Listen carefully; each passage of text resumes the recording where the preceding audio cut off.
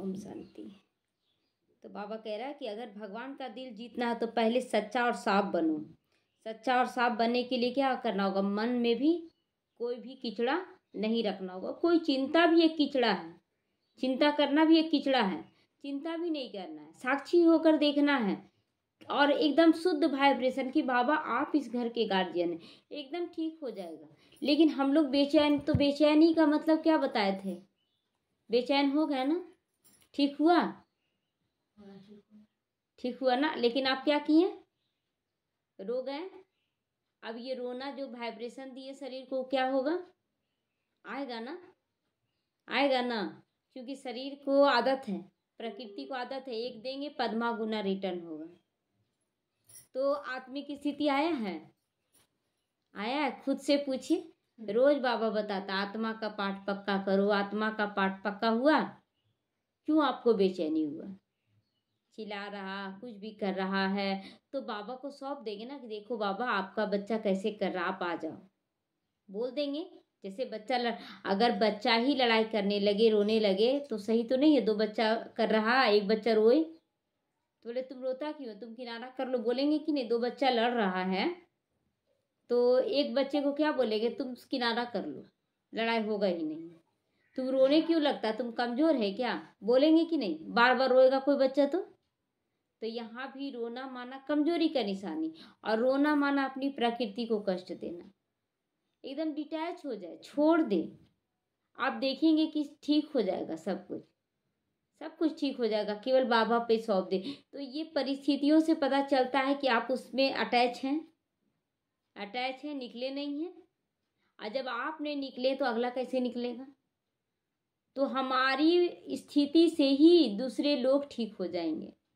लेकिन अभी तक हम लोग तैयार, रोज रोज बाबा कितना करता है, बाबा हम लोगों को कितना ज्ञान सुनाता है, कितना पालना करता है। बच्चे अपने आप को आत्मा समझो, आत्मा समझो। लेकिन आत्मा समझ पा रहे हैं?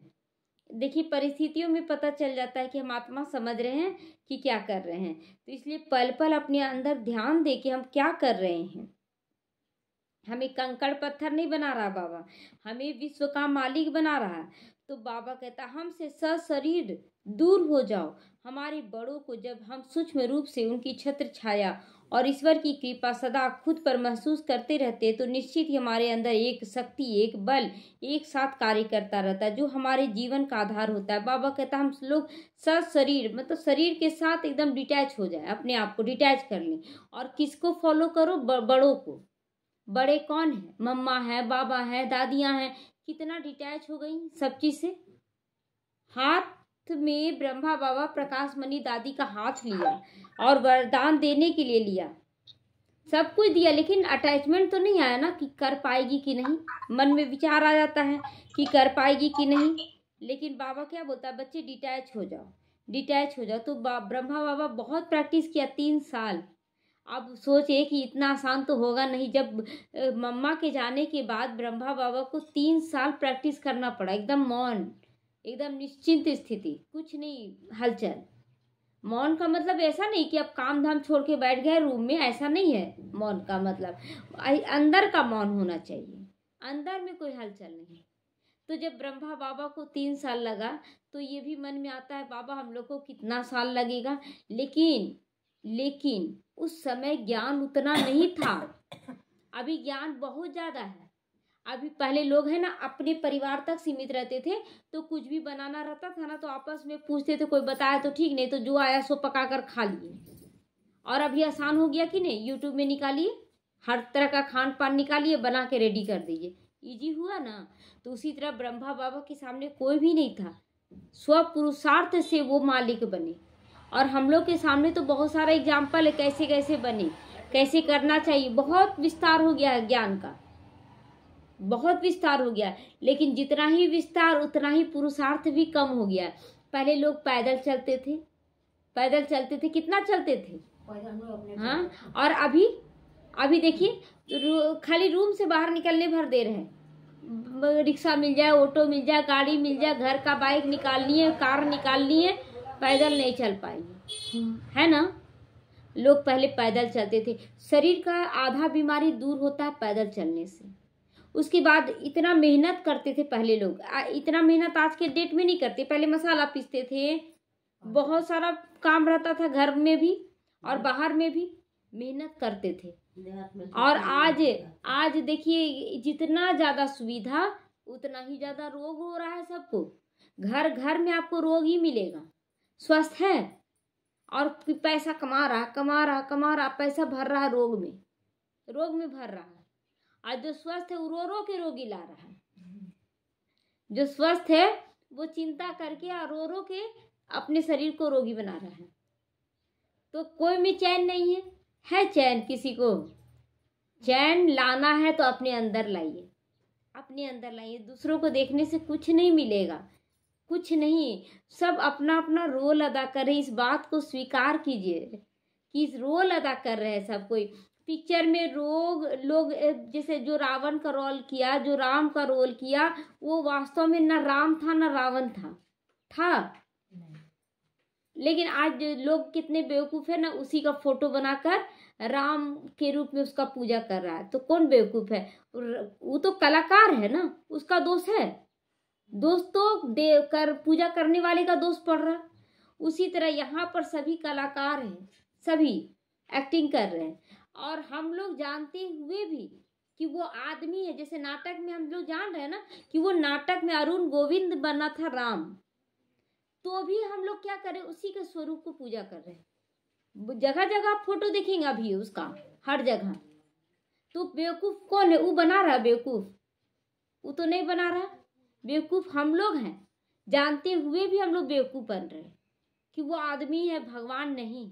उसी तरह जो लोग रोल कर रहे हैं, कोई चिल्लाने का रोल, कोई रोने का रोल, कोई उदास होने का, वो रोल कर रहे हैं और हम लोग जान रहे कि वो रोल कर रहे, फिर भी हम उसमें फंस जाए तो दोष किसका लिखेगा? उसका तो दोष नहीं है, दोष हमारा ना। हम लोग को ज्ञान मिल गया ना कि सब आत्मा है, सब अपना अपना एक्टिंग कर रहा है।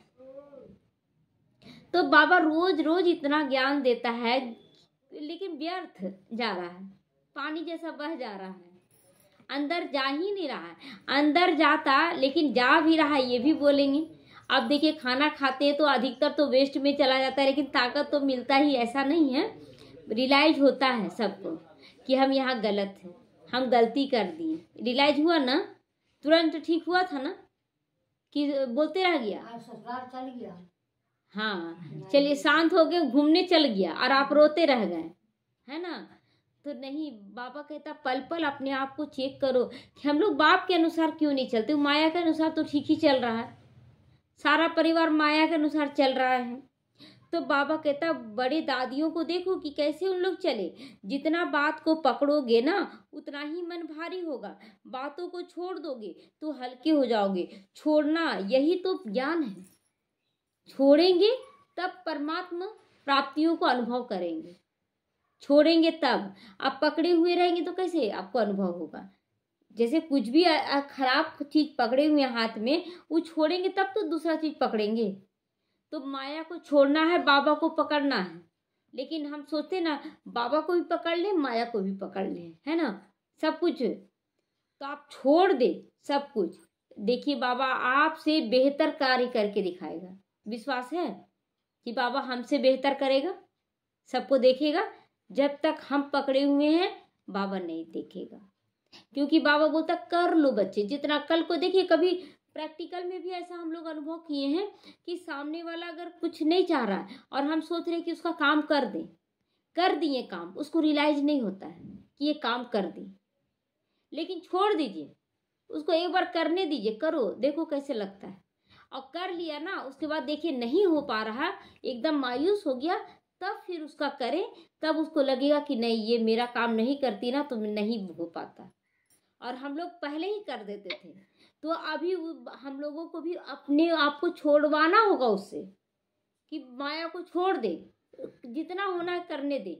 और बाबा जिम्मेवार है, बाबा क्या करेगा? सब अच्छा करेगा, सब अच्छा करेगा। एक माता का एक अनुभव है, उसका भी बेटा बहुत पी रहा था, बहुत पी रहा था, रोज पी के आता था। और उसको लोगों का भी बहुत परवाह था कि लोग क्या कहेंगे, कितना बोलेंगे कि देखो इतना बाबा को मानती है, बेटा ही ठीक नहीं हो रहा। तो फिर बाबा को बोले बोले कि एकदम निश्चिंत हो जाइए, छोड़ दीजिए उसको, केवल सकाश दीजिए। वो आता था, प्यार से उसको सकाश देती थी, संभालती थी, डांटती भी थी और समझाती थी, लेकिन अंदर से नहीं, बाहर से। और डिटैच हो गई, बाबा अब हमको कुछ नहीं करना है, बाबा ये आपका बच्चा है, आपका। आप पूरा सेवा करती है वो माता, बहुत सेवा करती है। तो सेवा से तो शक्ति भी मिलता है और पुण्य का खाता भी जमा होता है, दुआ का। तो ये करते गई। आप भी जानते हो, बोल रही है बिल्कुल ठीक है, अभी बहुत अच्छा है सब चीज़ से। और मान ली है कि अब हमको चिंता करना ही नहीं है, अब जो भी होगा कल्याण होगा। बाबा साथ में है, बाबा का कार्य है, बाबा जाने। हमको बाबा चुना है सब तरह से सेवा करने के लिए, हम बस सेवा करेंगे तो उसका सब कुछ अभी ठीक होगा। डिटैच होइए हर चीज़ से, हर चीज़ से डिटैच होना। हम लोगों को पकड़े हुए रहेंगे तो आपको दुख का फीलिंग होगा, पकड़ना ही नहीं हम लोगों को। तो बाबा कहता है कि हमेशा भगवान को साथी बनाओ।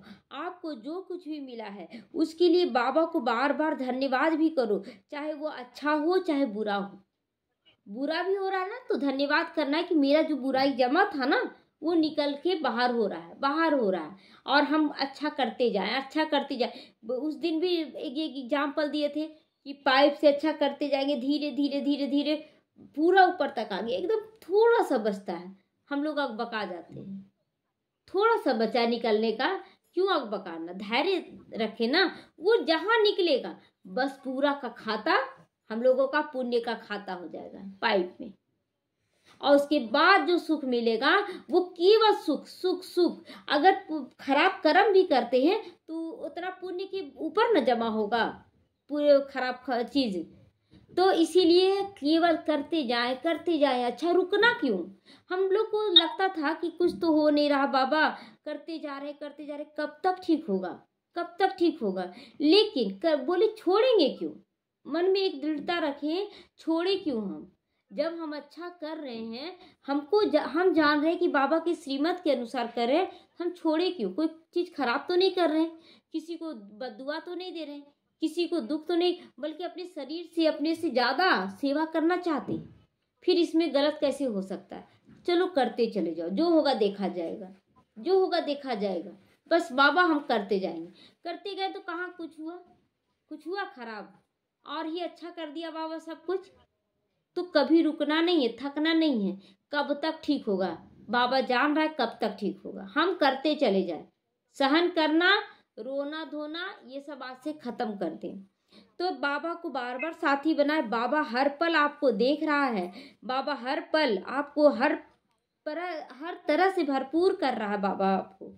तो भागवत गीता में हमेशा लिखा, बहुत सुंदर मतलब कहानी आता है कि जब दुर्योधन जाते हैं कृष्ण के पास मांग करने के लिए, और अर्जुन भी जाते हैं, तो दुर्योधन क्या मांग लेता, सब कुछ मांग लेता है कृष्ण को छोड़कर। और अर्जुन क्या मांगते, केवल भगवान को मांगते हैं। और बाबा के बच्चों में क्या होता है, बाबा के बच्चों में ही दुर्योधन छुपा हुआ है। बाहर वाले दुर्योधन को छोड़ दे, बाबा के बच्चों में दुर्योधन छुपा हुआ है, और बाबा के बच्चों में ही अर्जुन छुपा हुआ है। कोई बोलता है केवल हमको भगवान चाहिए, चलो जो होगा देखा जाएगा। और कोई बोलता है कि मेरा घर ठीक हो जाए, मेरा परिवार ठीक हो जाए, बाबा मेरा ये ठीक हो जाए, वो ठीक हो, सारा कुछ मांगने के लिए तैयार रहता है। ये गलती है। तो हार किसका होगा, जो सब कुछ मांग रहा है कि जो केवल भगवान को पकड़ा है, किसका हार होगा। जो सब कुछ मांग रहा है उसी का ना हार होगा। जो सब कुछ मांग रहा है वो हार जाएगा, जो केवल भगवान को मांग रहा है वो जीतेगा। तो जिधर भगवान रहेगा वहां तो सब कुछ मिलना है। तो बाहर वालों को छोड़ दे, बाबा के बच्चों में दुर्योधन है, दुर्योधन है। इसीलिए दुर्योधन का रोल नहीं अदा करें। भगवान को पाए हैं, भगवान को ही पाकर रह जाए, उसके बाद उस पर छोड़ दे। तो देखिए कैसे सब कुछ वो बहुत सूक्ष्म रीति से आपका सब कुछ ठीक कराता है, इतना सूक्ष्म तैयारी कराता है ना। एक कहानी है ना चंद्रगुप्त मौर्य का, जब वो चाणक्य के पास गए तो उसका ट्रेनिंग जानते कैसे शुरू हुआ। चाणक्य बोले हम तुमको मारेंगे डंडा से, तुमको बचना है। तो मार खाते खाते वो बचना शुरू कर दिए अपने आप को। फिर बोले उसको कि तुमको है ना पेड़ पर सोना है, अब पेड़ पे कोई कैसे सो सकता है, लेकिन उसमें भी वो धीरे धीरे 1 दिन गिरा, 2 दिन गिरा, लेकिन आदत बना लिया सोने का। लेकिन तीसरे दिन फिर कांटा बिछा दिया गया, एक बार भी गिरे तुमको कांटा चुभेगा नीचे, तो भी वो अटेंशन के साथ सोने लगा, नहीं गिरा, नहीं गिरने लगा। फिर बोला हम तुमको सच्चे का तलवार से तुमको हम मारेंगे, तुमको बैठा, तुम्हारे हाथ में तलवार नहीं देंगे। लेकिन वो फिर भी अटेंशन देने लगा, 1-2 बार चोट भी लगा, लेकिन वो बचते बचते बचने लगा। उसके बाद क्या हुआ कि चंद्रगुप्त मौर्य सोचा कि अब गुरु का ही परीक्षा लिया जाए, गुरु का ही परीक्षा लिया जाए। ये कितना टेंशन, हमको तो बहुत मार लिया, अब हम इसको बताते हैं। जैसे ही सोचा ही तब तक गुरु बोला कि तुम मुझे नहीं मार सकते हो, मैं तुम्हारा गुरु हूँ। तो बोले आपको कैसे पता कि हम मारने वाले हैं? बोले कि मैं संकल्पों को पढ़ना सीख गया हूँ, इतना अपने संकल्पों पे अटेंशन है। तो ये किसका कहानी है? देखिए अभी जो हम लोग पुरुषार्थ कर रहे हैं ना, इसका फल है सत्युग त्रेता युग। द्वापर से जो ये पुरुषार्थ चलेगा स्थूल रूप से, जैसे अभी माया से लड़ रहे हैं ना, माया से दुखी हो रहे हैं ना, यू उस समय स्थूल रूप से कोई मारेगा हमको, द्वापर में ट्रेनिंग देगा, और उसके बाद आपका प्रारब्ध बनेगा द्वापर से। तो यहाँ पर आप दुखी होंगे, वहां भी दुखी होंगे, यहाँ आप रोएंगे, वहां भी रोना पड़ेगा, और यहाँ अगर सुखी होंगे तो द्वापर से भी आपको दुख नहीं होगा, बहुत अच्छे से विजयी बनते चले जाएंगे, हर बात में विजयी बनेंगे। तो ये बहुत सूक्ष्मता का खेल चल रहा है। ये सारा खेल हम ही लोग पर है, देवी देवता जो बनने वाले हैं ना, ब्राह्मण आत्मा, उन्हीं पर है चारों युगों का खेल।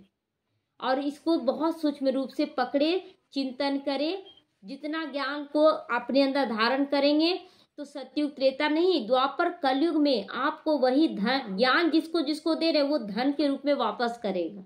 आज लोग क्यों पढ़ते हैं, सबको ज्ञान दे, सबको ज्ञान दे, धन वापस आएगा। लेकिन देखिए किसी को ज्ञान आप दिए और ज्ञान से उसका जीवन संवर गया, तो वो जो धन आएगा ना द्वापर से, वो धन के रूप में रिटर्न करेगा हमको, वो धन हमको सुख देगा, हमको सुख देगा, क्योंकि अभी आपके द्वारा जो ज्ञान का शब्द निकल रहा सामने वाले को सुख दे रहा है, तो उस समय जो वो धन ला कर देगा उससे हमको सुख होगा, समझे। इसलिए केवल ज्ञान देना जरूरी नहीं, सामने वाले का स्थिति सुधर जाए तब उसका भाग्य जमा होता है, तब बोलते कल्याणकारी बच्चे बनते हैं। तो ये बहुत सूक्ष्म बात है, इसको समझना है। केवल बोलते हैं आजकल देखिए बहुत सारे बच्चे जो बहुत साल से चलने लगे हैं, केवल सबको ज्ञान देने में आगे हो गए, लेकिन उसके सामने वाले को स्थिति को समझो कि वो कितना ज्ञान लेने लायक है और किस ज्ञान को लेकर वो सुखी हो सकता है, तभी ज्ञान दे। ज्यादा ज्ञान देना भी बहुत बड़ी बात नहीं, आप बहुत ज्यादा दे दिए और वो भी आपको बहुत ज्यादा धन दे दिए, लेकिन आपको सुख ही नहीं मिलेगा। आज वही हालत है ना सबका, आज बहुतों का कि करोड़ों का धन है लेकिन सुख नहीं है।